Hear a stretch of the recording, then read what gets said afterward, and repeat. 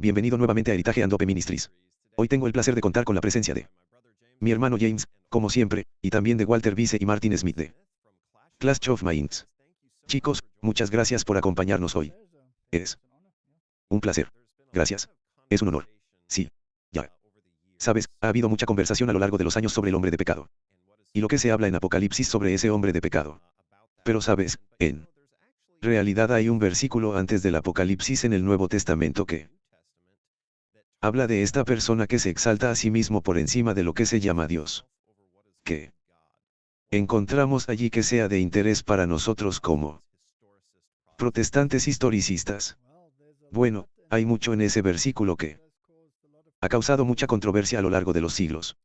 Por supuesto, hay gente que quiere dejar esto para el futuro. Pero si regresamos al protestantismo histórico y tomamos algo como el romanismo y la Reforma escrita por Gratan Guinness a fines del siglo XIX. Es obvio que los reformadores tenían una visión muy distinta sobre quién era este personaje y afirmaban que era el papado, quien estaría sentado en el templo de Dios, asumiendo que él era Dios. Ahora bien, el templo de Dios es una referencia a la iglesia porque Pablo en muchos lugares dice que vosotros sois el templo del Dios viviente en Efesios. Por ejemplo. Así que el templo de Dios al que se refiere aquí no es un templo de piedra, sino un templo de seres humanos que comprenden el Israel espiritual de Dios. Y dentro de ese millar cristiano, estaría este hombre de pecado, que se exaltaría por encima de todo lo que se llama Dios y es adorado. De manera que él se sienta en este edificio de iglesia pretendiendo o mostrándose a sí mismo como Dios. Así lo interpretaron los reformadores. E históricamente, no hay otra manera en la que se pueda interpretar. Porque Pablo claramente también dice que antes de que el Señor pueda venir, primero debe haber una apostasía. Y el hombre de pecado, el hijo de piedad, debe ser expuesto.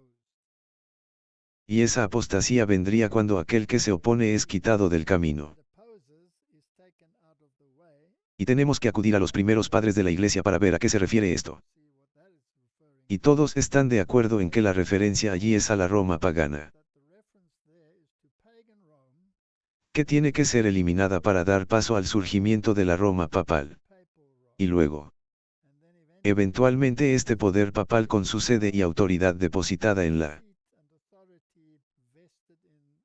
silla pontífica tomaría esta autoridad sobre sí mismo dentro de la Iglesia de Dios, supuestamente pretendiendo que ellos son Dios y que pueden legislar por encima de Dios. Así que básicamente esa fue la interpretación de los reformadores y es una interpretación que está 100% en línea con los hechos históricos. Usted sabe, Pastor Va, que hay muchos puntos que mencionó allí. Una de las cosas que hemos estado encontrando aquí en nuestros estudios en Heritage and Hope es cuando miramos el latín en 2 Tesalonicenses 2:4 cuando dice que él se mostrará a sí mismo como Dios. Hace quad. Lo que es interesante es que dentro del derecho canónico mismo la palabra ostendens o mostrarse usa en realidad en Distinción 96 Satis Evident del Decretum Gratiani ahora. Esto fue de hecho tenemos una copia del derecho canónico aquí mismo Alex esta es de 1559. Y dice que se muestra bastante claramente ostenditor la misma palabra latina ostendens. Que el pontífice no puede estar sujeto al poder secular que evidentemente es llamado Dios por el piadoso príncipe Constantino, ya que es evidente que incluso un Dios no puede ser juzgado por los hombres usando específicamente la palabra daem aquí.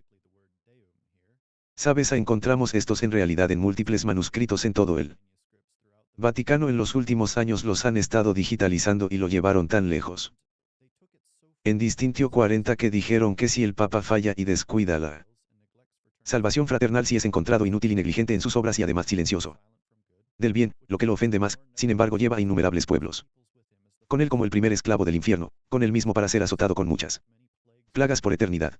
Ningún mortal puede pretender reprender los pecados de este hombre. Porque él mismo es quien debe juzgar a todos. Ahora, Alex, tenemos otros documentos aquí. Creo que este es uno de ellos aquí de nuestra serie jesuita, el Sacra Anca Concilia, donde el arzobispo de Fu, Christopher Marcelis, en la quinta sesión del concilio de Letrán, habló del Papa como tú eres finalmente otro Dios en la tierra. O podemos ver aquí al Papa León XIII, ocupamos en esta tierra el lugar de Dios Todopoderoso y, por supuesto, tenemos este trabajo. Aquí de 1766, este es el trabajo de Luces Ferrer al que a menudo se hace referencia en cuanto a la autoridad papal. El Papa, como si fuera Dios en la tierra, único soberano de todos los fieles de Cristo, Rey Supremo de Reyes, poseedor de una plenitud de poder ininterrumpido. Confiado por el Dios omnipotente para gobernar los reinos terrenales y celestiales. Ahora continúa diciendo que el Papa es de tan gran dignidad y exaltado como si no fuera un simple hombre, sino como si fuera Dios y el victorioso de Dios. Solo el Papa es llamado Santísimo. Por eso el Papa es coronado con una triple corona de Rey del cielo, de la tierra y del infierno. Ya sabes, tocas estos libros. Es por eso que en realidad estamos tratando de obtener esto, para tratar de exponer este sistema que ha existido durante tanto tiempo. Ya sabes, la perspectiva protestante clásica. Durante cientos de años fue que el papado era el anticristo. Y, de hecho, hay una lista en línea compilada de todos los diferentes protestantes que creían que el Papa era el anticristo. Y en lugar de intentar aceptar la opinión de alguien al respecto, ya sabe, es por eso que estamos recopilando aquí estos trabajos originales de la Reforma Protestante, para intentar mostrárselos a la gente, porque estos trabajos no son imitaciones, no son reproducciones.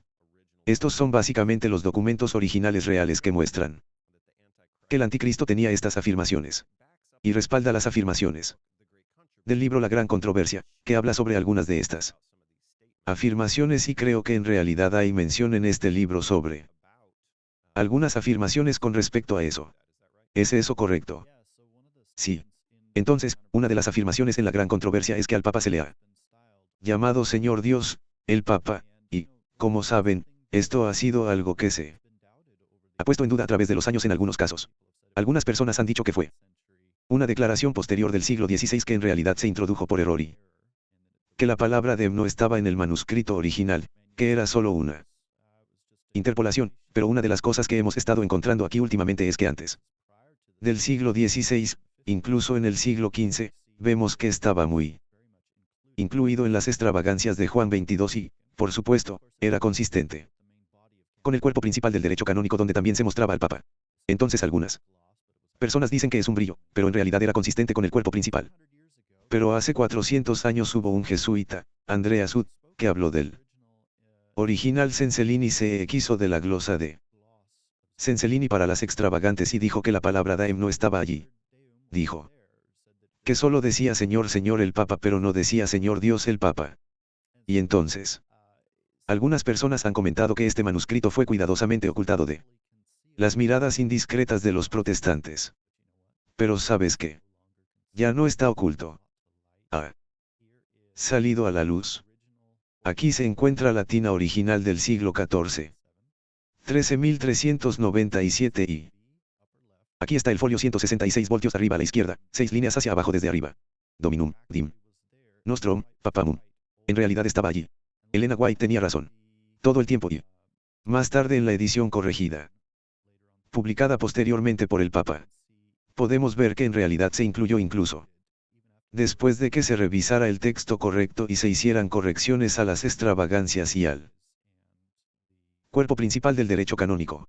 Y hubo, de hecho, un sacerdote portugués, Parra, cuyo libro tenemos aquí mismo, que dijo que los papas nunca desaprobaron ni rechazaron este título. ¿Por qué lo harían? Quiero decir, era coherente con el cuerpo principal del derecho canónico. Pero una pregunta que tengo es, Pastor Vice, usted sabe, en 2 Tesalonicenses 2:4, vemos esta referencia al hombre de pecado. Pero ¿cómo se conecta esto con Apocalipsis? Bueno, conecta absolutamente.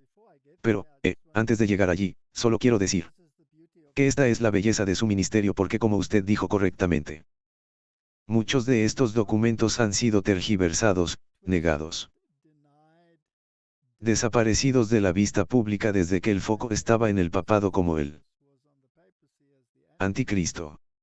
Y algunos de los artefactos han desaparecido y han sido negados.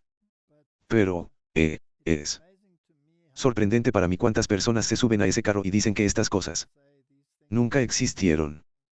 Pero en realidad son reales y habéis creado una biblioteca de pruebas a tal efecto para que nadie pueda negarlo ya. Ahora bien, cuando la Biblia habla, justo antes de entrar en el estudio bíblico de ella, incluso en su serie Total Onslaught, muchas de las referencias que se encuentran allí ya no están disponibles. No. Así que esto que estás haciendo es realmente asombroso al juntar todo eso. Que nadie puede negar que ha estado en los originales. Sí. No es nuestro propósito atacar a nadie ni a ninguna organización religiosa. Pero el hecho es que esta organización ha usurpado las prerrogativas de Cristo. Básicamente se los han robado a aquel a quien pertenecen y se los han aplicado a sí mismos.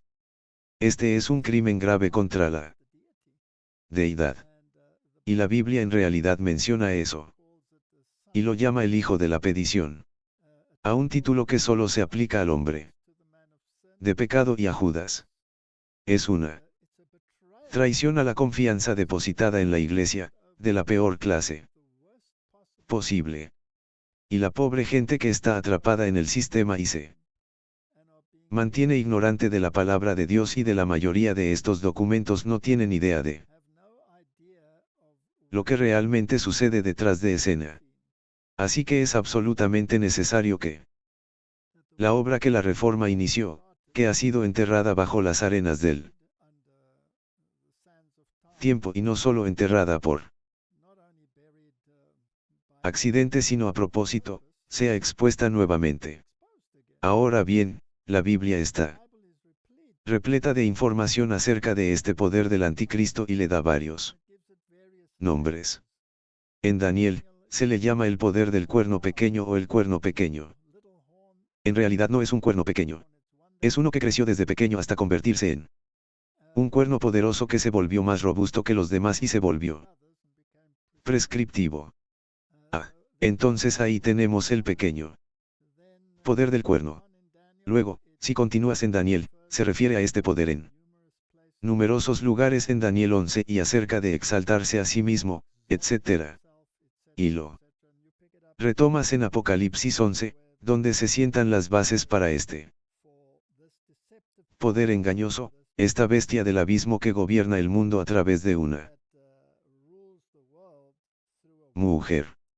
En Apocalipsis capítulo 17, nos dice que esta mujer está sentada sobre esta bestia y realmente controla sus movimientos. Y la bestia, por supuesto, se refiere a los sistemas políticos. Y en Apocalipsis 13, tienes una bestia conglomerada de Daniel capítulo 7 con los atributos del cuerno pequeño, que perseguiría a los santos, que cambiaría los tiempos y las leyes, que gobernaría por un periodo de tiempo específico, etc. Así que todos estos se alinean con el mismo poder. Así habla Daniel sobre ello. Pablo da una visión general de las características de este poder. Cómo se exalta a sí mismo, cómo se pone en el lugar de Dios, cómo en realidad ha manipulado su posición dentro de la iglesia cristiana, llamándose un poder cristiano, cuando en realidad es paganismo disfrazado de cristianismo. Y en la bestia conglomerada de Apocalipsis capítulo 13, tienes todos estos atributos nuevamente. Y luego tienes un segundo poder que, en nombre de este primer poder que gobernó durante la Edad Media y cambió los tiempos y las leyes, lo volverá a poner de relieve, promulgará sus leyes y, de ese modo, obligará al mundo básicamente a adorar a este poder sin que ellos lo sepan, a menos que alguien lo exponga. Y esto es exactamente lo que están haciendo con sus documentos y esto es lo que estamos discutiendo aquí hoy. Así que la línea se puede trazar absolutamente clara a través de las profecías de Daniela, a través de la exposición de las mismas en la Reforma y Eventualmente los eventos retratados en los capítulos del Apocalipsis. Es una imagen nítida de dónde está este poder, cómo gobierna o cuáles son sus objetivos. Y cuáles serán las consecuencias de hacer cumplir esos objetivos. Sabes, una de las cosas que mencionaste es sobre el tipo de documentos que salen a la luz. Recuerdo que hace unos años leí en uno de los sitios web que ustedes tenían sobre una cita del Catholic National donde había un cardenal antes de convertirse en papa que dijo que el papa no es simplemente el representante de Jesucristo sino que es Jesucristo velado bajo la carne. Sí, está en carne y hueso. Y fue citado por el Catholic National. Pero a lo largo de los años sé que algunos sitios web católicos lo han negado y han dicho que no existe tal revista. Bueno, en realidad nos comunicamos con Suiza, de hecho, a la biblioteca de la universidad, y encontramos el Catholic National, que era un periódico católico, pero contiene esa cita particular donde el Papa, o el cardenal, en realidad creemos que fue el cardenal santo el 25 de noviembre de 1894, quien hizo esta declaración, de hecho, antes de convertirse en papa. Entonces, lo que dijeron no existía en el Catholic National, diciendo que no es un periódico real y de alguna manera arrojando sombra sobre algunas de las citas proporcionadas en sus sitios web. En realidad, hemos localizado y encontrado que no, en realidad tenían razón y la revista existía y ahí está para que todos la vean. 13 de julio de 1895. Ahora, Apocalipsis 13 también habla del hombre de pecado. También habla de un nombre y un número asociado con ese nombre, 666. Y ha habido mucha controversia sobre esto a lo largo de los años en cuanto a qué equivale o a qué se refiere. He visto todo tipo de referencias, desde tatuajes, códigos de barras hasta, creo que hoy en día incluso se habla de IA y todo tipo de cosas que la gente imagina. Pero una de las cosas que encontramos en nuestra investigación es que había una vieja idea presentada en 1612 por Andreas Albig en su Antichristus Romanus y fue interesante que él pasara incluso por un cardenal, el cardenal Bellerín, que era jesuita, todos sus criterios en cuanto a por qué Bellerín también lo estaba estudiando y había algunos criterios que cualquiera que fuera el número debía producir el número requerido. Debe estar de acuerdo con la orden papal. No debe ser un nombre vil aplicado por los enemigos sino aceptable para él mismo anticristo. Y debe ser uno de lo que pueda jactarse. Y de todos los títulos que utilizó el papado, Vicarius Fat fue el que eligió. Y de hecho, hay muchísima evidencia que lo respalda. Hemos estado haciendo algunas investigaciones recientemente y, de hecho, para aquellos que nos están viendo y no están familiarizados con cómo se suma, aquí está el gimnasio. Pero hemos estado haciendo algunas investigaciones en la Biblioteca Digital del Vaticano con nuevos manuscritos digitalizados. En los últimos años sí hemos encontrado docenas de manuscritos. Están los folios a opaginación para cada uno de los lugares donde se utiliza el nombre. Pero en muchos casos, de hecho, se utiliza en el derecho canónico. De hecho, lo tenemos en este libro aquí mismo. En Distinción 96 también. El emperador Constantino es el capítulo. También está en el libro de Luz Chesfera aquí. Pero fue interesante que se incluyera en una frase donde se constituyó que significa establecer por fuerza de ley. Y estoy seguro que usted, Pastor V, a lo largo de los años ha visto algunas referencias a que lleva una tiara. ¿Has leído algo sobre esto antes? Sí. Hubo una serie de testigos que afirmaron haber visto esta tiara. En realidad testigos independientes, no en connivencia. Y luego la tiara desapareció de la exhibición pública y se negó que esta tiara alguna vez existió. Luego hubo gente en las filas protestantes y lamentablemente incluso en nuestras propias filas que comenzaron a negar vehementemente que esta interpretación del archivo de Vicario fuera realmente correcta. Pero entonces la referencia a esto también fue hecha en nuestro Sunday Visitor, si mal no recuerdo. Que era un documento publicado por la Iglesia Católica Romana y luego, si cometieron un error en eso. ¿Por qué lo volvieron a publicar unos años más tarde con exactamente la misma información?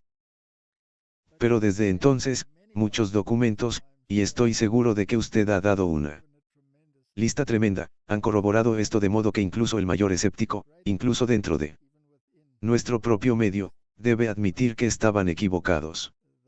Pero este nombre tiene una historia interesante porque se puede remontar a mucho antes del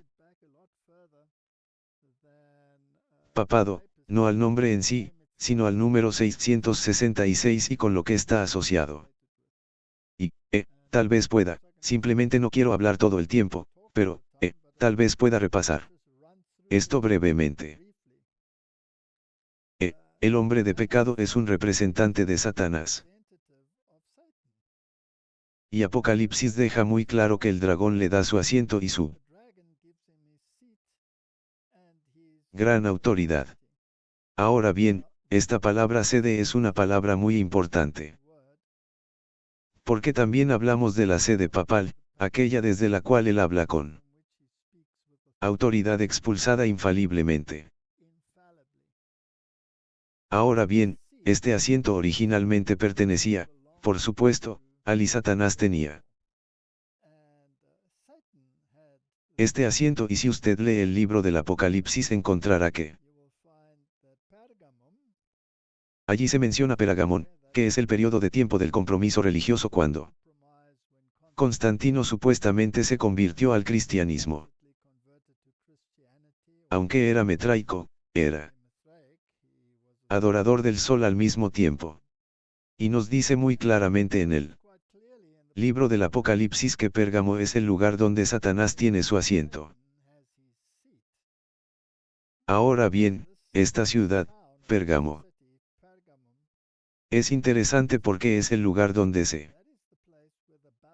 estableció el sacerdocio babilónico después de que los medo-persas conquistaron Babilonia. Y conservaron esta ciudad incluso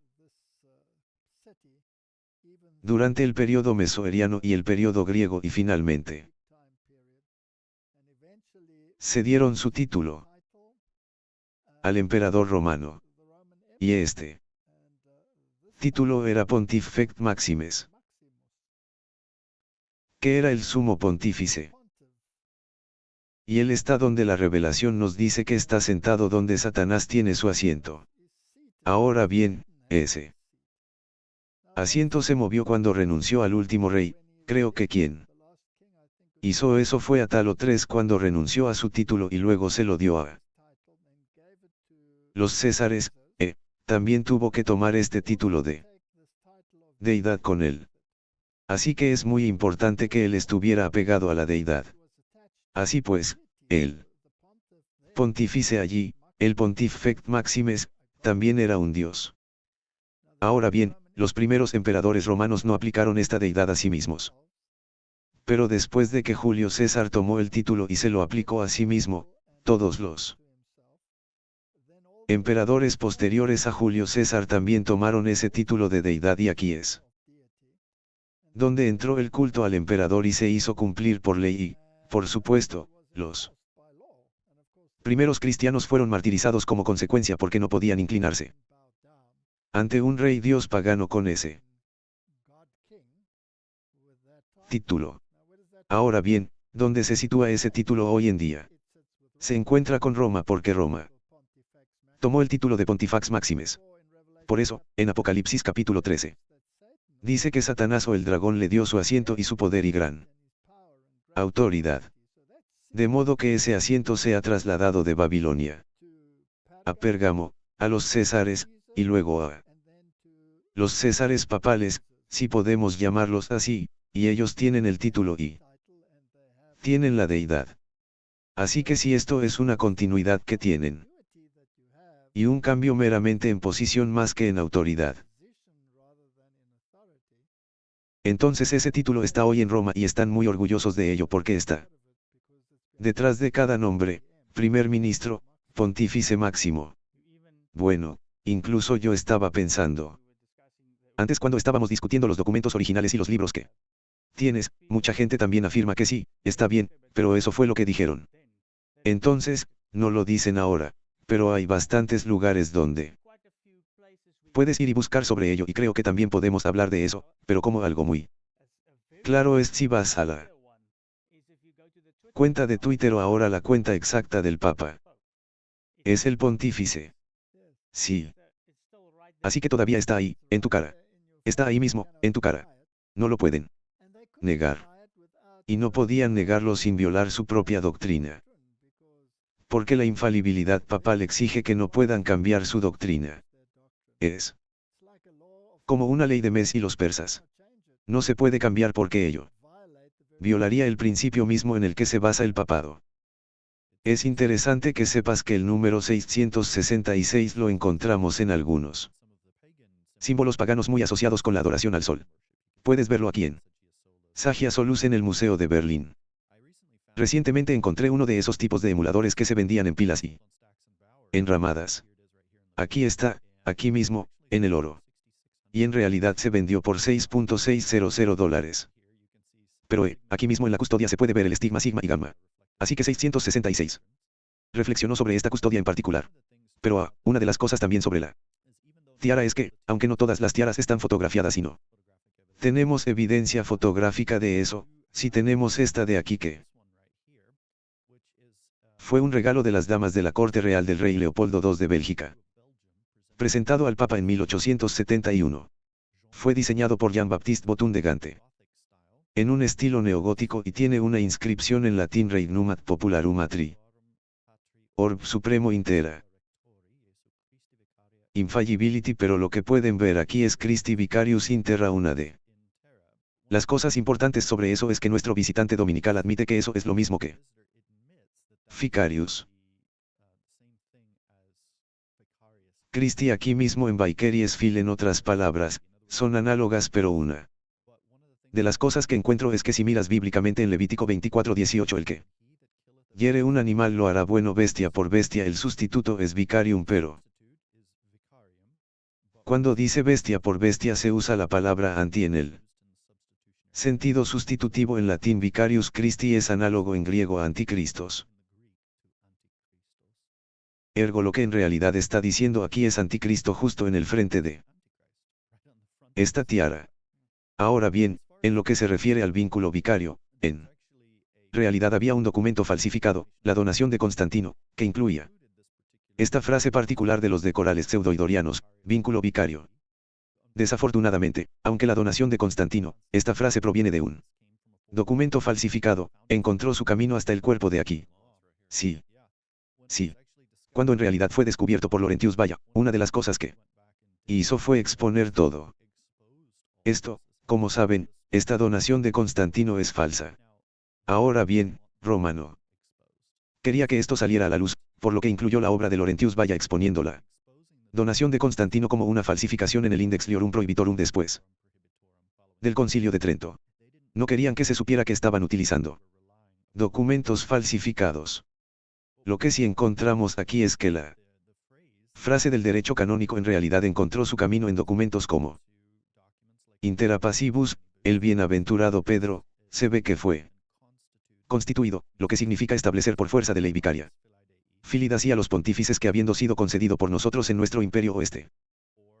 Aquí, una vez más, el Decret Gratanus que encontró su camino en el corpus principal del derecho canónico y puede ver esto reflejado en múltiples copias que están disponibles en la Biblioteca Digital del Vaticano hasta el día de hoy. Ahora bien, la distinción 19 también tenía una declaración dentro de estos decretos donde entre las escrituras canónicas se coenumeran las epístolas decorativas. Así que, en otras palabras, esto estaba a nivel de las escrituras canónicas.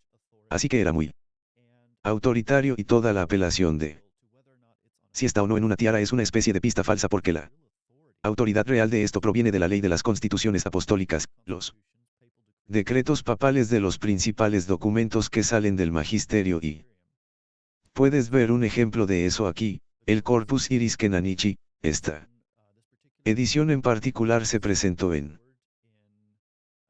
1587, 7 para este aquí y tiene la introducción del Papa Gregorio XIII. Nuevamente donde el Papa es constituido vicario Filii Dei. También podemos ver esto en la Summa Decli del cardenal Juan de Comada, así que hay otra copia aquí, otra declaración incluida en la Let Juxta Doctrina de Juan 22, ahora Juan 22 en su tiempo hubo una obra presentada por Austinus Triumphus. Fue presentada para defender la supremacía papal, la autoridad papal. Y dice aquí mismo que el emperador cristiano Constantino testificó diciendo que el bienaventurado Pedro aparece como constituido vicario. Fili. Lo que me parece interesante y bueno lo siento esto es el Papa Juan 22 Let Juxta Doctrina. Aquí está su Constitución Apostólica. Bueno, ahora vamos a pasar al trabajo del triunfo de Agustina aquí. Y el triunfo de Agustina Suma de Potista. Esta copia en particular tenía el sello de Gregorio XIII. El mismo que celebró la masacre de San Bartolomé. Pero en el mismo documento Adas Sabbati. Indium Dominique Napa Mutata Siglo. Así pues, el Papa cambió el sábado por el domingo. Ahí está. Sí. Así que, en el mismo documento que presenta la autoridad papal como una especie de marca de agua muy alta, vemos también esta referencia a su autoridad al cambiar el sábado al domingo, que fue de manera vicaria, y su uso. Así que, es interesante cómo estaban interconectados. Ahora, todavía se pueden encontrar filies vicarias en el sitio web papal o en el sitio web del Vaticano hasta el día de hoy en la Constitución Apostólica. Aquí mismo de Raivi Munensis en 1965, el Papa Pablo V, también Baf en 1968, y se refleja en todo momento, también lo tenemos. En este trabajo, como mencioné antes, y tengo una copia de eso en una diapositiva aquí mismo. Alex, hay mucha evidencia. ¿Sabes que hay una gran cantidad de evidencia? Yo sé, creo que tiene que haber mucha evidencia. ¿Sabes? Pienso en cuál fue el principal problema original de Lucifer. Uno de sus principales problemas era que tenía orgullo en su corazón. Piensa en Isaías 14:12. ¿Cómo has caído del cielo, oh Lucifer, hijo de la mañana? ¿Cómo fuiste cortado por tierra tú que debilitabas a las naciones? ¿Por qué? Decías en tu corazón, subiré al cielo. Exaltaré mi trono junto a las estrellas de Dios. Yo me sentaré en el monte del testimonio, a los lados del norte. Subiré sobre las alturas de las nubes. Seré como el Altísimo. Si observamos este poder del anticristo, este poder de la bestia, este poder del cuerno pequeño que vemos mencionado, ya sabes, a lo largo de las escrituras, una de las cosas principales es que si va a imitar a Satanás y si básicamente va a ser el portavoz de Satanás, entonces debe ser necesariamente orgulloso y jactancioso. Y entonces, este poder 666, no va a ser algo que sea secreto y que tengas que revelar en secreto. No, esto va a quedar al descubierto y se va a poner a disposición de todos. Lo verás inscrito justo en el frente. Ya saben, estaban hablando precisamente de ese título de Pontífice Máximo. ¿Lo ves? Y me quitaste las palabras de la boca, Martín, cuando dijiste que es el nombre de usuario de Twitter porque sí, está ahí para que todos lo vean. Pero sigues con todas las monedas del Vaticano. El Pontífice Máximo aparece en las monedas del Vaticano. Lo ves inscrito debajo de la iglesia principal. Allí en el Vaticano. Y puedes verlo inscrito en piedra allí mismo. ¿Dónde ves eso? Así que este no es, ya sabes, un sistema en el que intentan mantenerlo oculto. De hecho, hay imágenes del Papa donde hay querubines a cada lado de él mientras está sentado allí. Así que vemos esta imagen donde él se exalta a sí mismo para ser como el Altísimo y sentarse en el trono de Dios. Y entonces este título papal vicario fili básicamente el sustituto de Cristo, es muy blasfemo, ¿verdad? Porque nadie puede ser verdaderamente un sustituto de Cristo, pero al mismo tiempo se espera que lo sea. Y creo y te he escuchado discutir esto antes, donde de hecho había un estudiante que fue y miró y dijo, bien. Identifiquemos todos los diferentes ejemplos. Creo que era católico y dijo, bien, veamos este título 666. ¿Qué título encajaría y? Tiene que ser uno que se le ocurra al anticristo. Sí. Entonces, Andreas Elvig, sí. Entonces, ¿cuáles fueron los criterios para eso? Así que, sí. Andreas Elvig, siendo protestante, de hecho fue quien ideó ese reconocimiento del título. Originalmente, pero ni siquiera fue una idea adventista. No, quiero decir que esto ocurrió mucho antes de los adventistas del séptimo día. Pero una de las cosas de las que usted habló es el orgullo y la pretensión papal. Usted sabe que en Daniel 7, este poder piensa tanto en sí mismo que puede modificar o cambiar los tiempos y las leyes divinas. Bien. Y ese es un punto crítico porque en estos manuscritos, una de las cosas que encontramos por ejemplo en los decretos de Gregorio 9 es que conforme a la plenitud del poder podemos dispensar por encima de la ley. Ahora bien, en 2 Tesalonicenses 2:4 la Vulgata Latina dice supra, en lugar de arriba. Y. Aquí encontramos una vez más supra donde el Papa está por encima de la ley. Y continúa diciendo que no es el hombre sino Dios quien separa a aquellos a quienes el romano pontífice, que ejerce las funciones no de un mero hombre sino del Dios verdadero habiéndose casado con la necesidad o el beneficio de las iglesias, disuelve no por autoridad humana sino más bien por autoridad divina. Quiero decir, estos están disponibles en el sitio web del Vaticano hasta el día de hoy. Y dice aquí mismo que el Papa tiene un poder celestial de determinación y por lo tanto cambia la naturaleza de las cosas y que su voluntad representa la ley y que puede liberar de la obligación de la ley y que puede hacer justo lo que es injusto corrigiendo y cambiando las leyes. Es interesante la palabra para cambiar allí, mutando, mutar. Ahora mismo.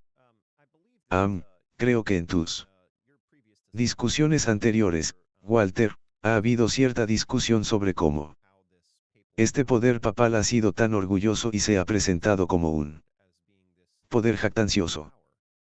Y entonces Walter y Martín, ¿cuáles fueron algunos ejemplos que ustedes han visto además de ese tipo de espectáculo? Quiero decir, sí, está la imagen de él sentado entre querubines, pero ¿qué otras evidencias tenemos de esta posición orgullosa del papado? Porque algunas personas intentarán negarlo hasta el día de hoy y dirán, oh, no, el Papa es humilde. Y, como sabéis, tanto el Papa Francisco como el Papa León XIII han intentado presentar esta apariencia más humilde. En realidad no los ves usando los mismos triregnos que usaron los papas anteriores, donde se trataba de una tiara elaborada de varios niveles, de oro, con incrustaciones de diamantes. En cambio, llevan algo más sencillo. Y creo que es para mostrar una forma de piedad. Pero ¿qué otras evidencias tenemos de este poder orgulloso y jactancioso? Bueno, si solo tomamos la doctrina de la infalibilidad, debe ser una de las doctrinas más orgullosas que jamás hayan visto la luz. Así te imaginas lo que realmente están diciendo y luego van más allá de eso y dicen que pueden cambiar incluso los preceptos de Cristo que los elevan por encima de Cristo y por encima del cielo. Por eso se hace llamar Rey con una triple triara que representa el cielo, la tierra y el inframundo. Así que él no solo gobierna sobre esta tierra, sino también sobre el cielo. Ahora bien, si quieres gobernar el cielo, entonces debes ser superior a Cristo. Vas a ser más jactancioso que eso y que el Papa defenderá la razón y que puede dispensar por encima de la ley corrigiendo y cambiando la ley. Y haciendo correcto lo que está mal e incorrecto lo que está bien.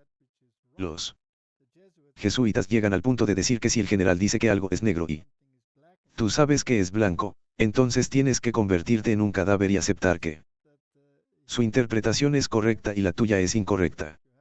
Tienes que cambiar. Estas son declaraciones extremadamente arrogantes. Ahora creo que los oyentes necesitan entender de dónde proviene realmente este sistema y este número. Bueno, viene de Babilonia, pero tiene su origen en Satanás. Ahora bien, el título griego de Satanás es Titán. Titán. Y el valor numérico de eso, si tomas el valor numérico de las letras, es 666. Entonces, el número de Satanás es 666. Pero Satanás gobierna a través de representantes. Así que es como el dios Anu que da su poder a Marduk para gobernar aquí en la tierra.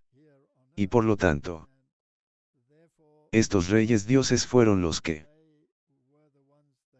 expresaron este poder o utilizaron este poder que se les dio.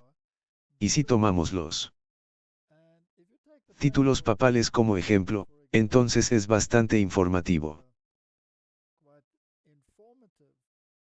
Entonces, si tomamos el latín Basilea, que significa el reino latino, se llamaban a sí mismos el latín Basilea, eso equivale a 666. Si tomamos Italia Ecclesia, que es la iglesia latina, eso equivale a 666. O el título oficial de tiempo latino o el hombre de habla latina refiriéndose al papado que equivale a 666 y, por supuesto, Vicario Fe. Exactamente lo mismo. Así que el título pertenece originalmente al maestro de todos ellos, que es Lucifer, quien se lo da a sus representantes. Si tomamos los amuletos babilónicos, estaban basados en el culto al sol y al zodiaco. Y la división del zodiaco se dividió en 12 regiones. Cada uno con 3 habitaciones. Esto supone un total de 36 habitaciones. Y en cada una de estas habitaciones había una deidad. Y. Encima de esta había otra deidad. Y al final todo quedó bajo el Dios Sol. Y con el tiempo Mitra o Mitra se convirtió en la forma más popular de ese Dios del Sol. Y si sumas esos números, es decir, si sumas los números del 1 al 36, entonces 1 más 2, más 3, más 4, más 5, etc. hasta llegar a 36, eso da 3, eso da 666. Así que es una religión pagana donde la adoración al sol toma el lugar y la deidad del sol toma el lugar del Dios verdadero. Así que el arte temprano enfatiza esto. Sí. Tomamos las imágenes que el papado retrata de Jesús, son básicamente imágenes paganas con una llamarada solar y un resplandor detrás de su cabeza que representan al Dios del Sol. Y el mitraísmo se convirtió en la religión principal. Básicamente en los últimos periodos del poder romano pagano. Y el día que se le asignó a Midra fue de Solus, el día del sol. Que originalmente en el calendario romano era el segundo día de la semana. Pero, debido a la prominencia de Mitra, la elevaron al primer día de la semana. Ahora bien, esto es fascinante porque si vamos a Apocalipsis capítulo 13. Entonces los pies sobre los cuales se para esta bestia conglomerada son los pies de un oso. Y el oso es el mitraísmo. Entonces, ¿cuál es este fundamento sobre el cual se sostiene? Bueno, es adoración al sol. Es mitraísmo. Y el día era de Solaz, el día del sol, y el papado muy temprano en su inicio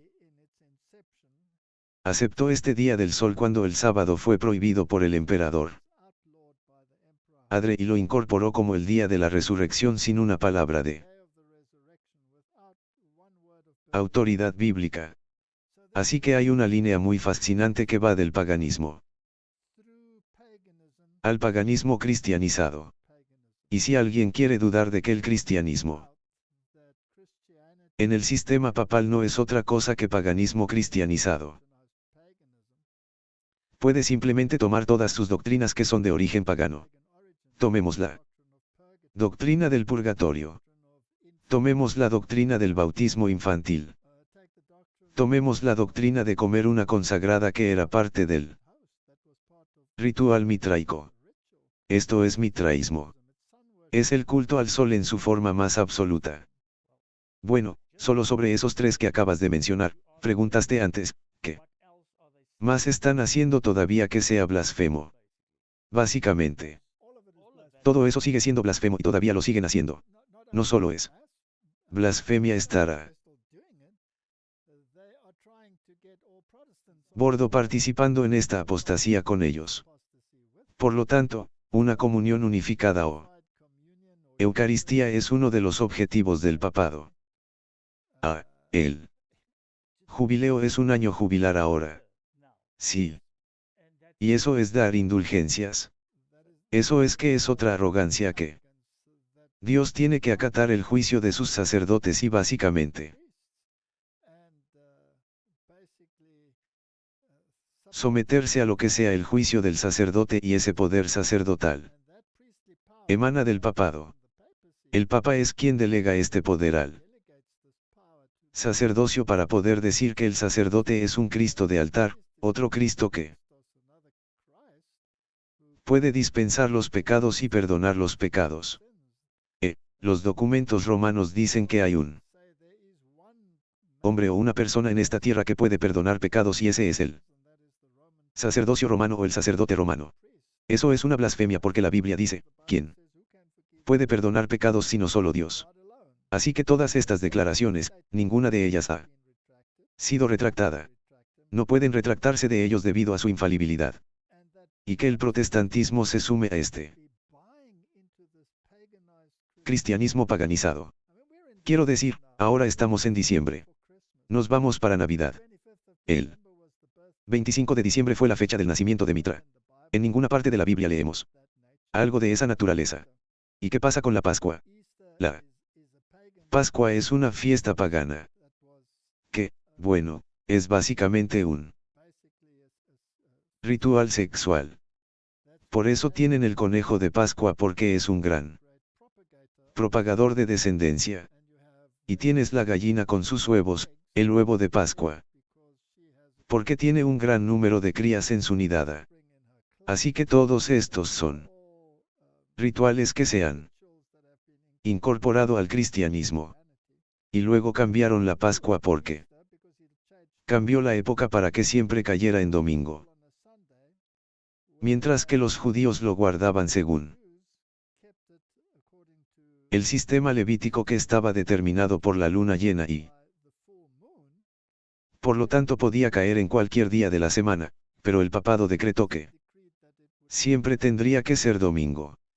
Y muy interesante, si por casualidad coinciden y la luna llena cae en domingo, entonces el papado moverá la Pascua una semana.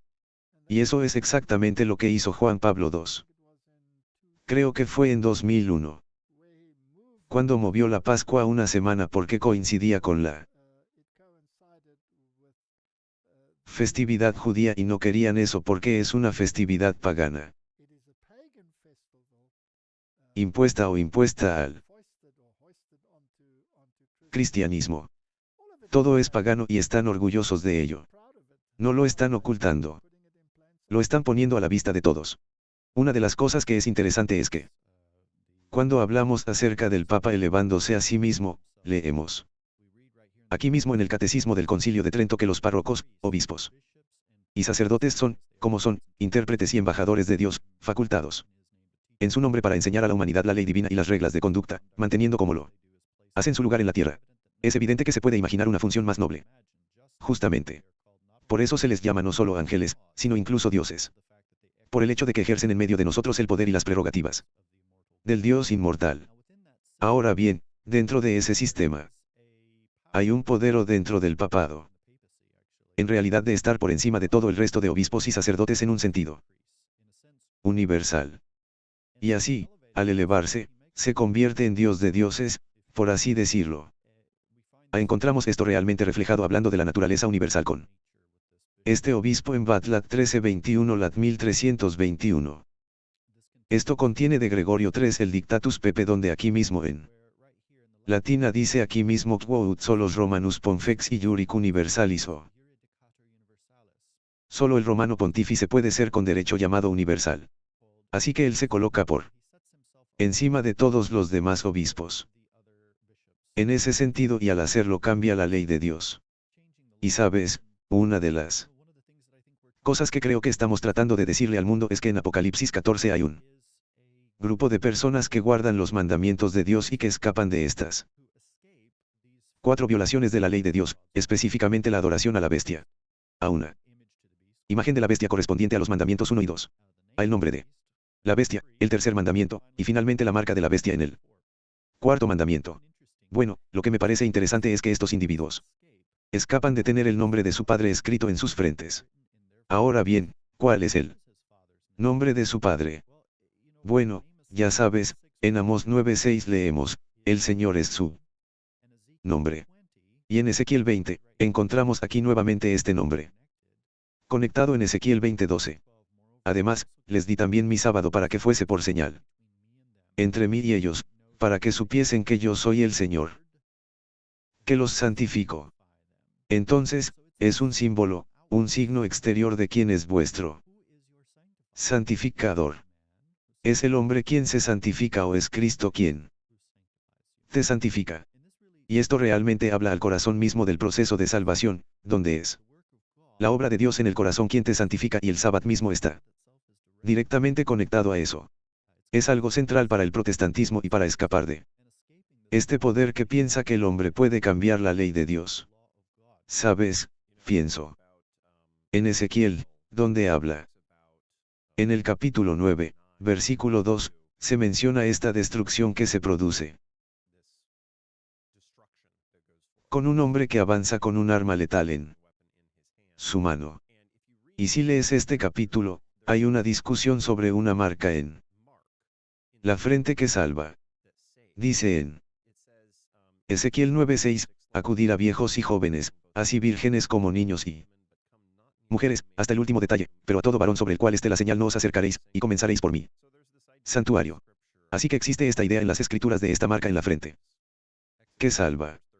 Éxodo 31 horas y 13 minutos, tú. También hablarás a los hijos de Israel y les dirás, en verdad guardaréis mi sábado. Porque es señal entre mí y vosotros por vuestras generaciones, para que sepáis que yo soy Jehová que os santifico. Sabes, Walter y Martin, estaban discutiendo sobre cómo hay simbolismo solar con el papado, que es pagano y se ha infiltrado. Y Santiago, donde en las escrituras se habla de las 4 abominaciones. ¿Y cuáles eran aquellas 4 abominaciones de que se hablaba? ¿Y cuál fue la abominación más tremenda para los judíos? Bueno, en realidad es un capítulo justo antes del que acabas de mencionar en Ezequiel 8. Hay todo tipo de bestias abominables. Vemos la adoración de Tamuz. Tamuz es una especie de creación de un nombre falso en contraste con el nombre de Dios. Por supuesto, también hay imágenes referenciadas allí. Pero la cuarta abominación, y la más alta de todas, es 4, 5 y 20 ancianos que con sus espaldas vueltas hacia el templo se inclinan ante el sol. Es la abominación más alta de todas esas 4 abominaciones.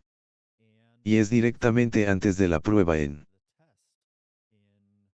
Ezequiel capítulo 9, que es muy similar a Apocalipsis 14, donde en este caso tienes una señal que salva vidas en la frente, pero en Apocalipsis 14 puedes tener esta marca en tu mano o en tu frente que te condena. Y. Una de las cosas que iba a mencionar también es que, ya sabes, es difícil pasar por alto todo esto cuando miras el resto del Apocalipsis sobre qué es realmente este poder. Ya sabes, tenemos cómo este poder está muy mencionado. También en Apocalipsis 17, donde está representado por esta mujer que tiene una copa de oro. Por supuesto, Roma también lo ha hecho.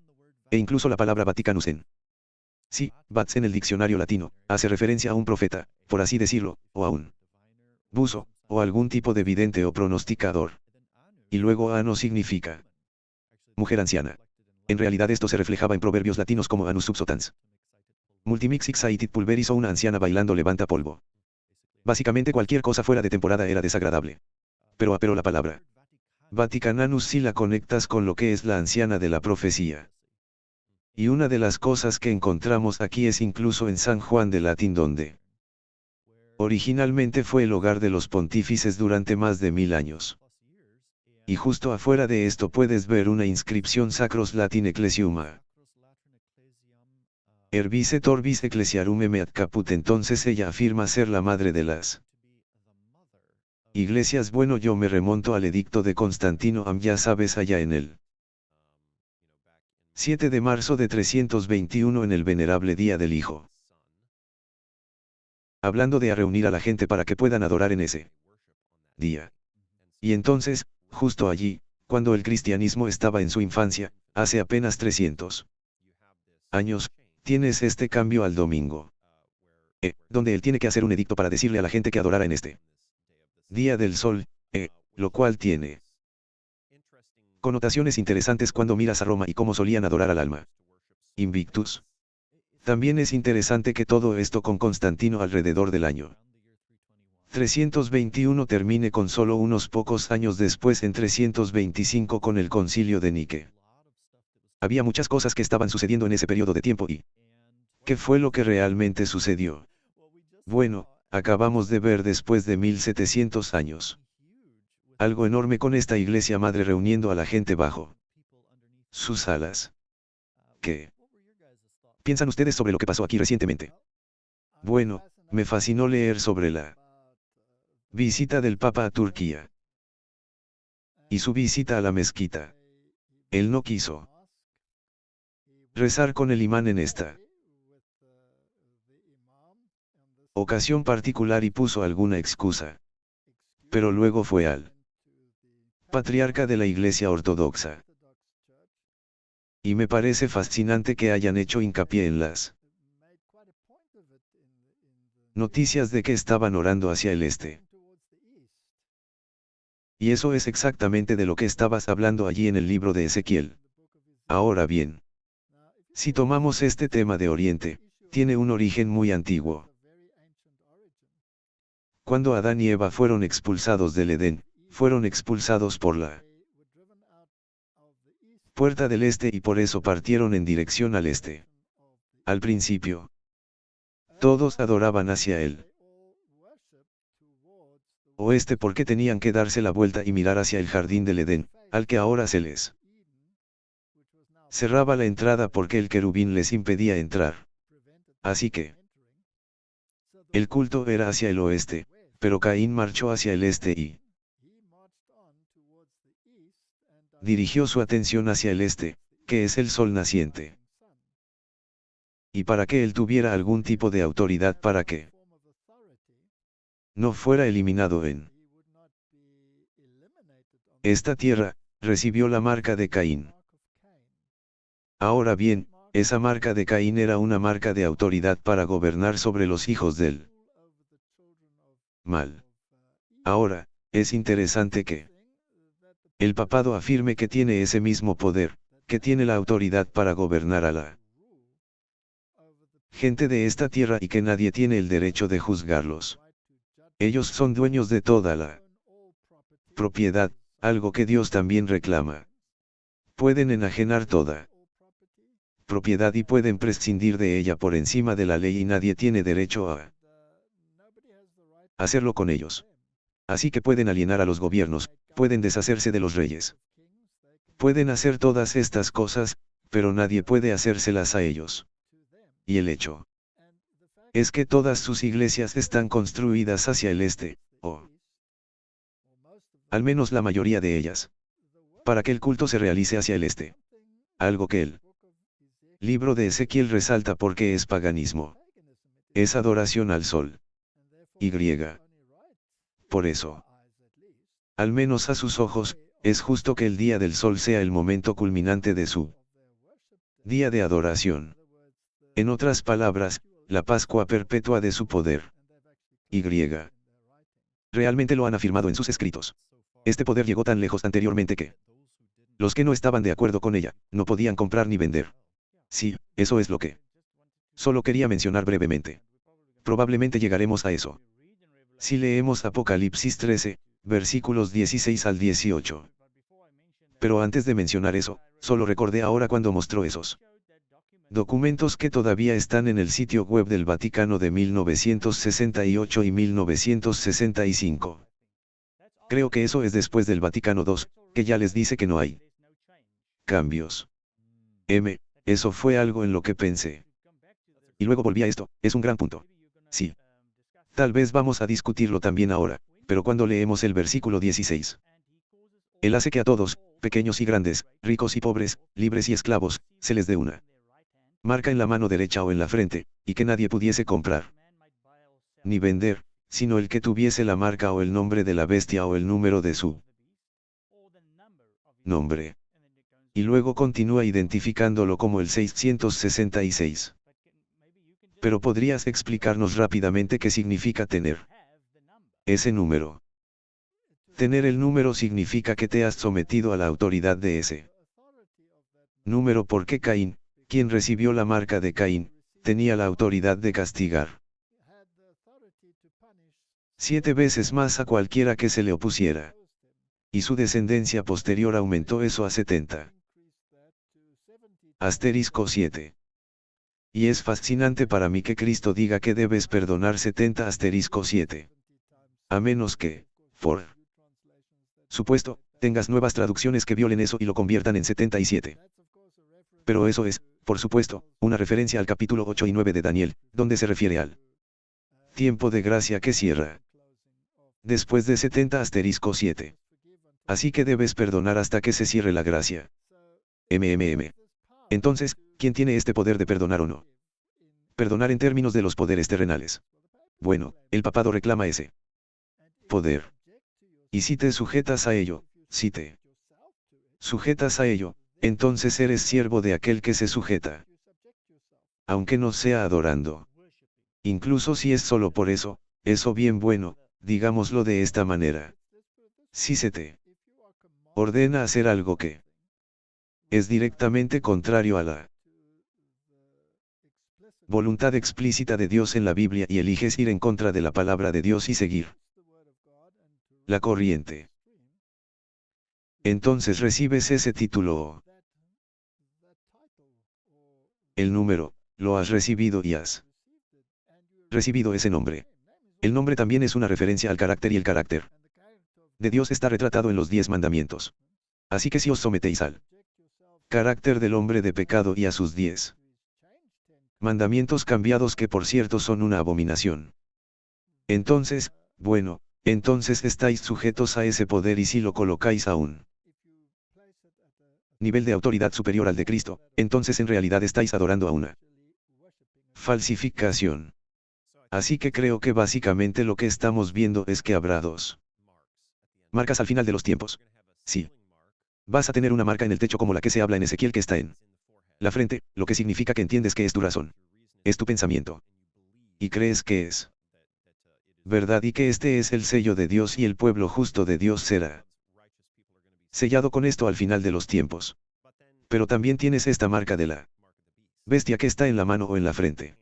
Lo que significa que puedes consentir en ello y realmente creerlo en tu mente o en tu mano, lo cual significa acción.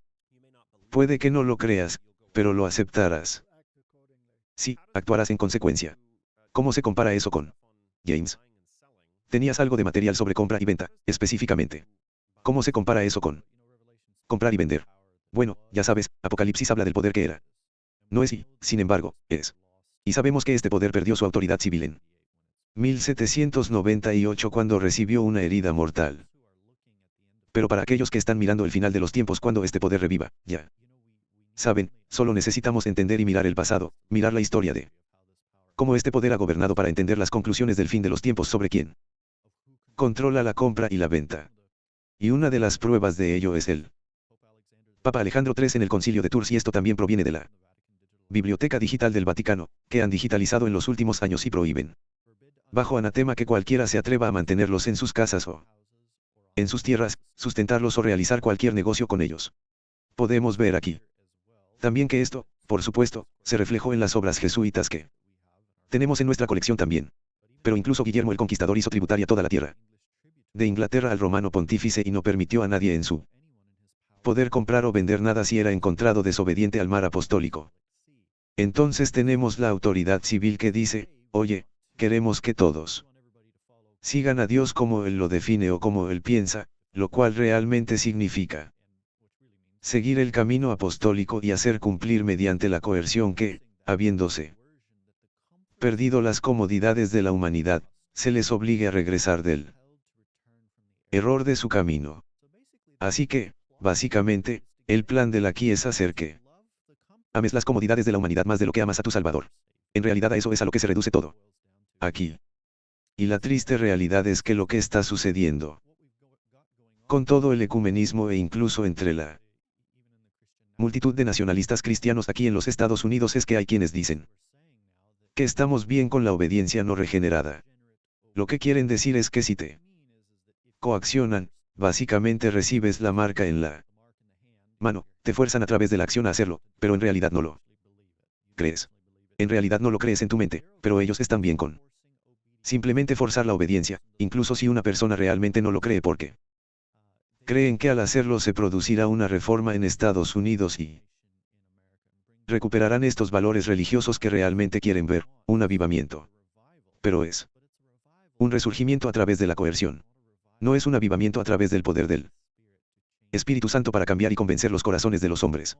Esto ni siquiera es consistente con el nuevo pacto donde la ley de Dios está escrita en el corazón, pero sí es muy consistente con la estrategia del desde el principio. Incluso desde los días de Caín y Abel, fue el sacrificio de Abel el que fue aceptado ante Dios. Fue ofrecido con fe. Pero cuando el sacrificio de Caín fue rechazado, él se levantó y mató a su hermano Abel.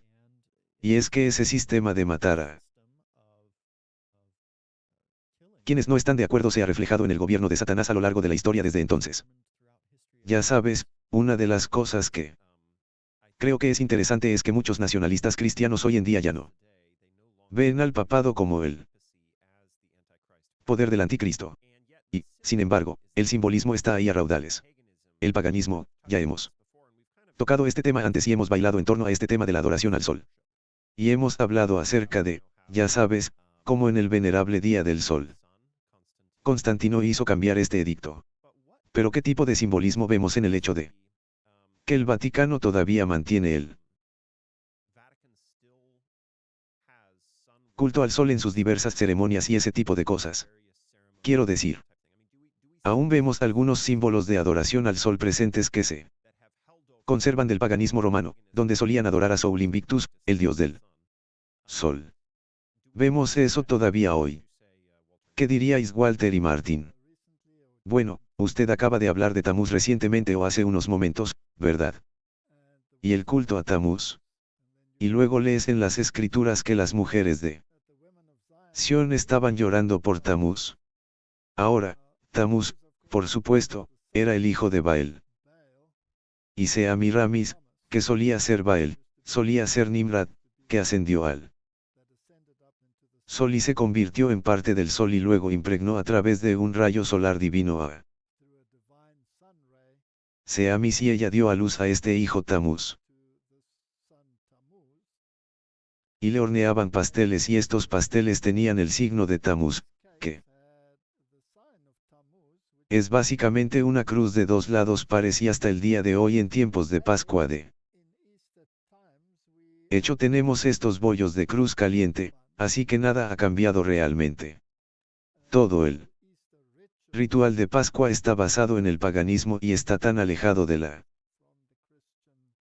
Pascua cristiana como Oriente lo está de Occidente. Así que tenemos todas estas imágenes de adoración al sol. Luego está, por supuesto, la diosa, la reina del cielo, Isis. Ista, como quieras llamarla.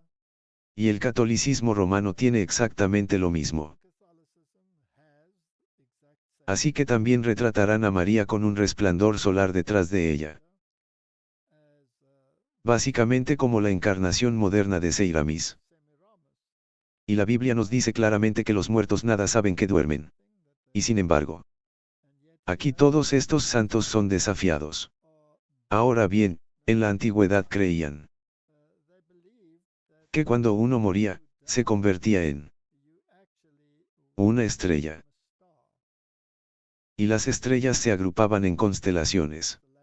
Y eventualmente, porque creían que todo giraba alrededor del sol, el sol era la deidad principal.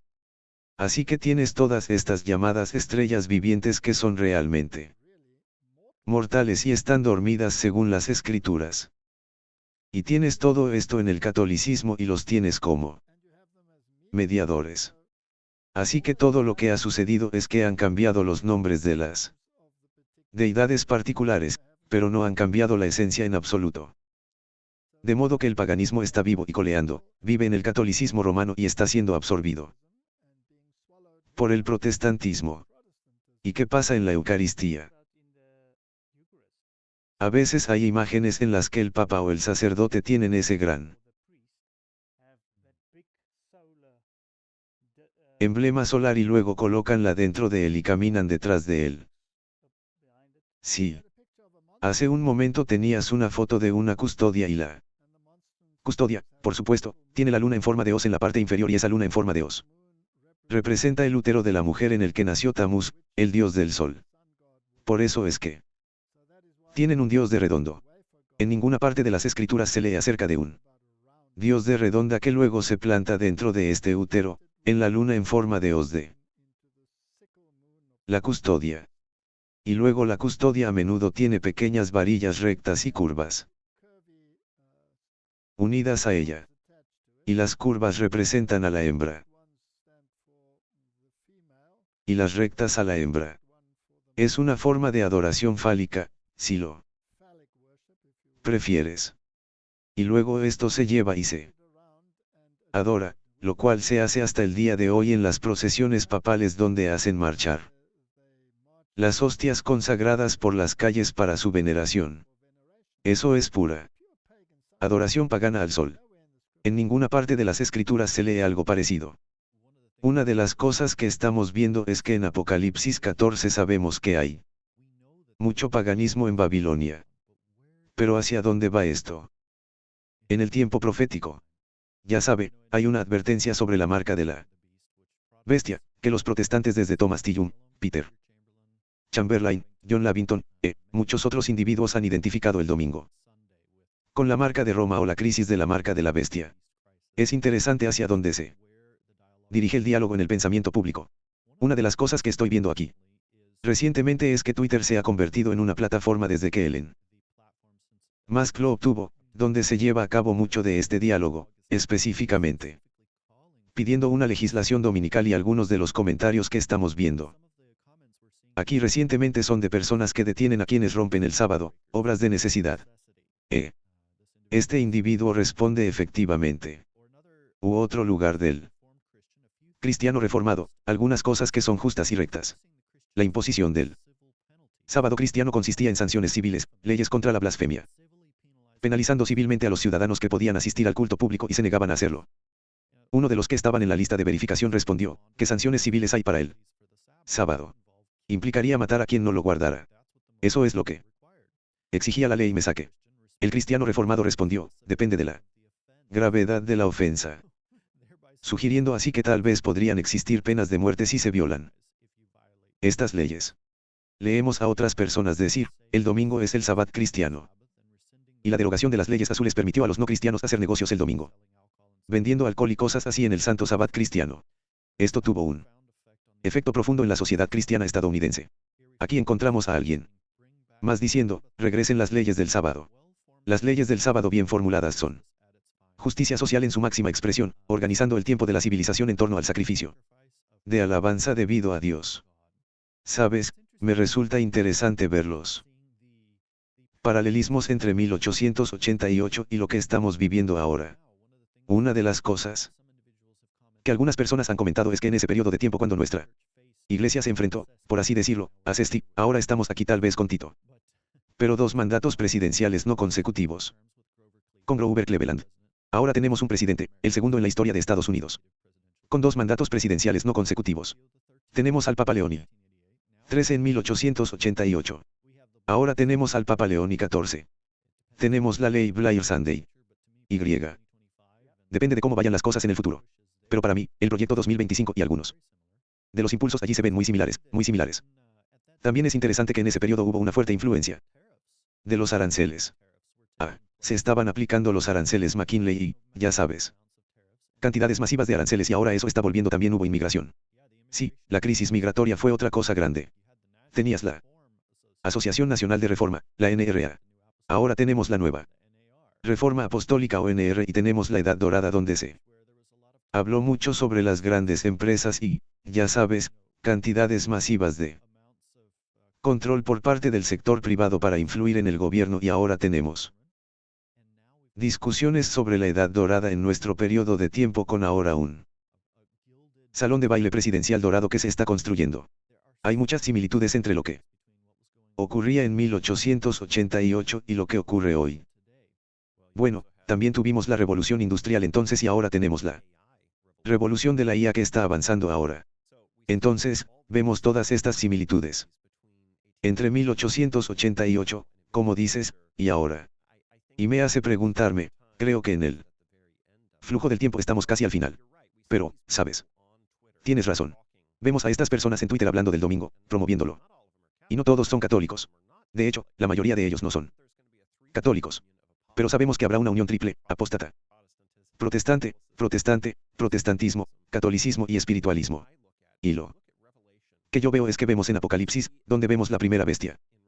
En Apocalipsis 13, y luego está esta segunda bestia que hace una imagen de la primera bestia.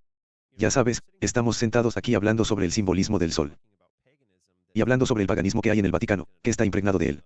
Quiero decir, puedes mirar en el Vaticano, donde tienen un obelisco egipcio que originalmente estaba dedicado al dios del sol, que trajeron con un gran gasto y un gran esfuerzo para traerlo desde Egipto y luego lo instalaron allí y, En realidad, es el reloj de sol más grande del mundo. Justo afuera de la iglesia principal en el Vaticano. E incluso tienes el edificio en sí, donde tienes esta cúpula que está, ya sabes, justo ahí en la plaza de San Pedro, donde tienes esta cúpula arqueada que es en realidad lo que se usaba para, es algo así como un templo solar porque tendrías toda esta luz que venía del sol arriba. Y, de hecho, sí. Miráis el techo de la Basílica de San Pedro, podéis ver rayos de sol por todas partes y a su alrededor. Se puede ver ese título Pontifex inscrito o Pontífice inscrito justo en el techo con todos estos soles a su alrededor. Incluso tienes el altar mayor, que es donde el Papa, ya sabes, celebra la misa. Y miras detrás de él y solo hay un estallido de sol gigante. Así que vemos este simbolismo del sol en todas partes. Y como ustedes decían, cuando sostienen la Eucaristía, literalmente. Sostienen un disco blanco y lo sostienen así, ¿verdad? Y mientras lo sostienen. ¿Qué es eso? Ese es el sol naciente.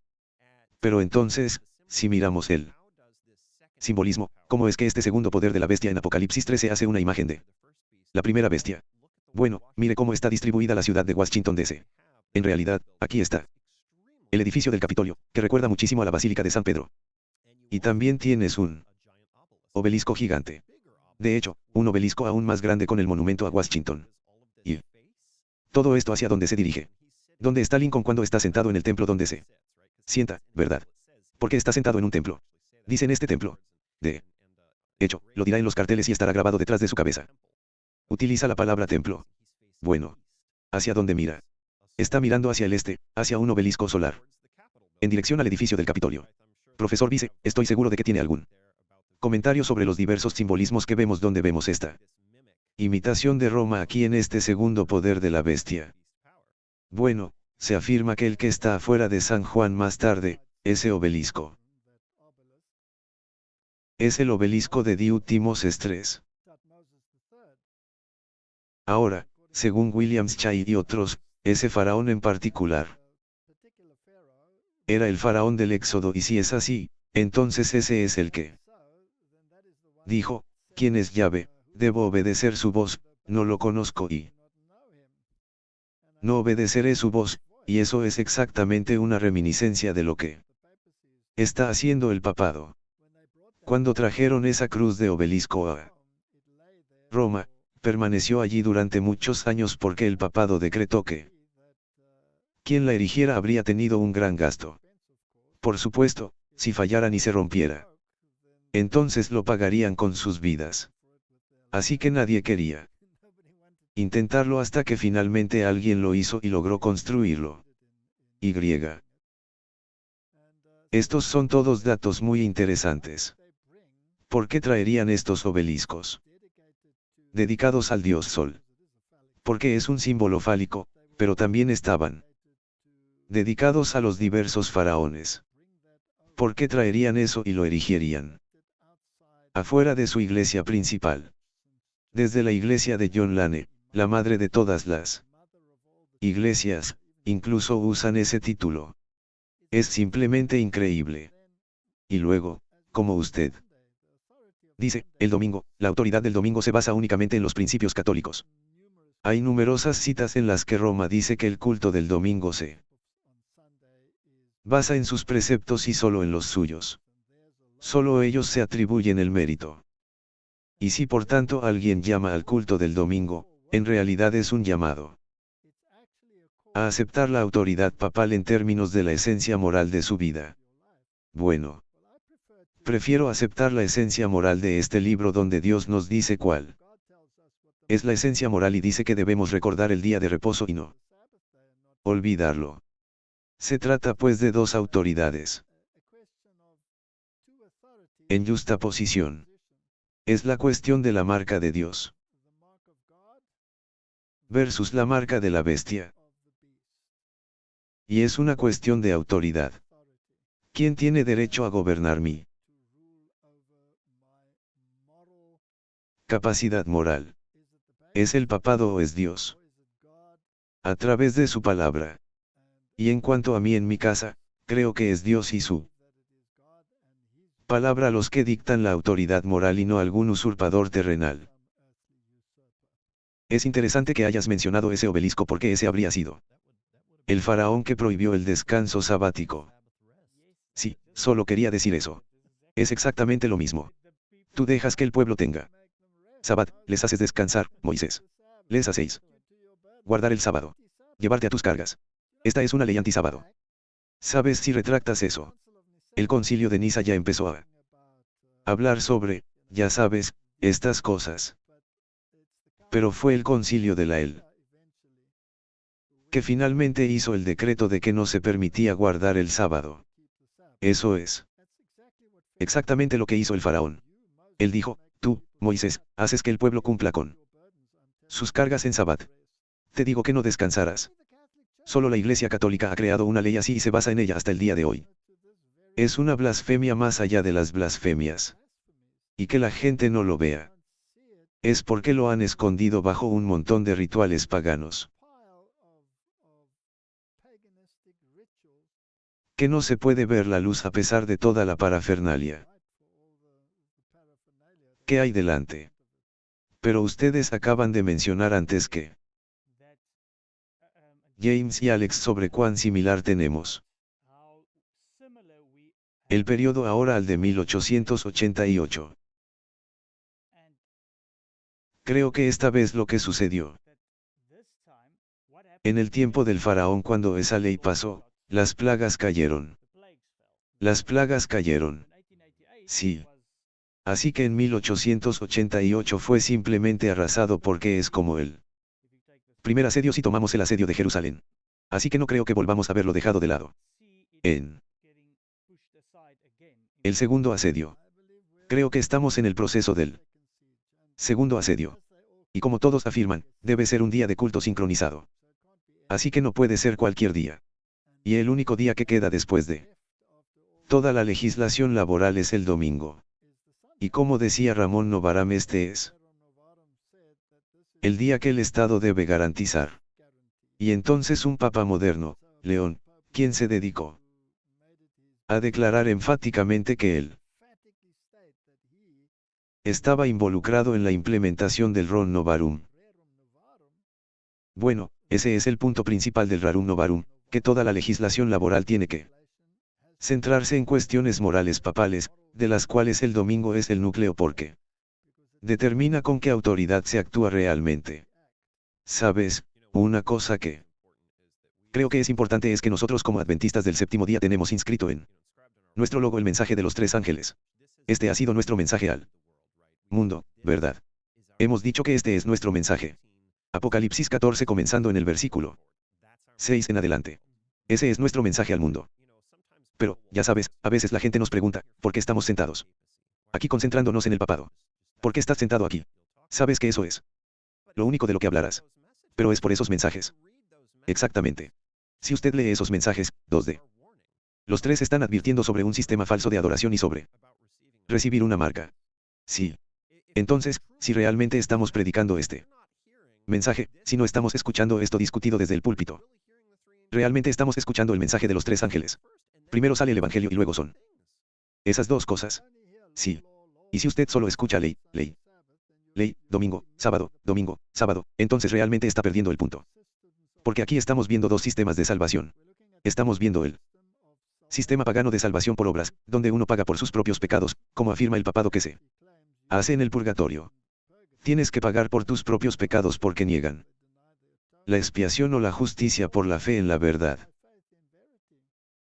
La justicia por la fe niega el cumplimiento de la ley. No. Pablo dijo implícitamente, abrogamos, pues, la ley. Dios no permita que la mantengamos.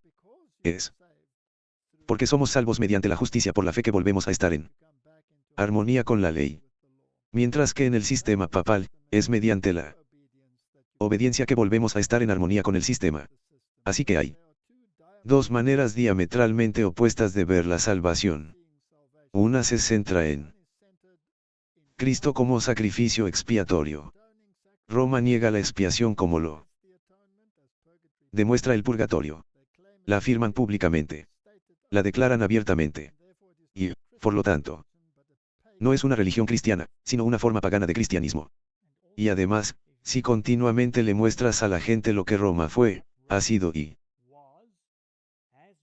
sigue siendo, pueden entender. Y luego les muestras los tentáculos a donde conduce. No es solo una organización eclesiástica. Tiene sus tentáculos en todo. Por eso se habla de ella todo el tiempo. Y la Biblia no advierte sobre todo lo demás. Advierte sobre esto. Sistema. Tomemos el papado moderno. Hemos tenido a los superhombres económicos visitando el papado. Hemos tenido a la fraternidad deportiva visitando el papado. El papa actual acaba de tener a la multitud de Hollywood visitando el papado. Jefes de Estado y de gobierno visitan el papado. Iglesias y sistemas religiosos adoran o acuden al papado. Todos ellos están básicamente integrados en este sistema de superrameras. Con la inscripción Babilonia, la madre de las rameras, y ese es un término muy inclusivo. Porque hay muchas. Incluye a las iglesias, ¿verdad? Desafortunadamente. Sí. Así que ahí tienen toda la plétora. No hay otro sistema en el mundo que califique como el papado para todas las directivas que tenemos en la Biblia. Elena de White dijo aquí en Review and Herald en 1908. Las fuerzas del mal se están fortaleciendo. Satanás adula a sus colaboradores diciéndoles que hará una obra que cautivará al mundo. Mientras que la inactividad parcial ha invadido la iglesia, Satanás y sus huestes están intensamente activos. Sí. Piensen en, el Papa se reunió recientemente con todos los jesuitas y básicamente les encargó que fueran. Y eran necesarios. Los jesuitas fueron una respuesta directa. Fueron la contrarreforma. Fueron una respuesta a la reforma en aquel momento. Al decirles eso a los jesuitas, no creo que su directiva haya cambiado. Siguen siendo la contrarreforma directa. Así que cuando se reunió con él y le dijo, te necesito, ¿por qué? Cuando asumió el cargo en menos de un mes, hablaba de unir Oriente y Occidente. Ahora se reúne con Oriente y discute con Bartolomé, discutiendo con estas partes, tratando de unirlas para impulsar este enfoque ecuménico. Si observan, no pierde el tiempo. Avanza con gran intensidad. Y dijo específicamente que quiere que las iglesias ortodoxas orientales cambien el día de la Pascua. Porque es el domingo de Pascua. Para ellos, es el centro que condujo al domingo semanal. Cada domingo es una mini Pascua según el papado, y por supuesto,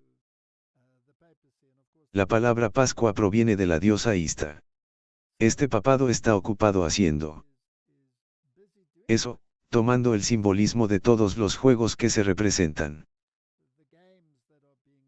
Ya sean en estadios deportivos o en los Juegos Olímpicos. Todos estos indicadores muestran las profundas raíces paganas que se encuentran en todas estas organizaciones y sistemas del mundo. Pero también está el que mencionaste. Bartolomé, los ortodoxos y todos ellos. Y. También está el rey Carlos, quien consiguió un asiento en el Vaticano. Es la primera vez en 500 años que algo así sucede.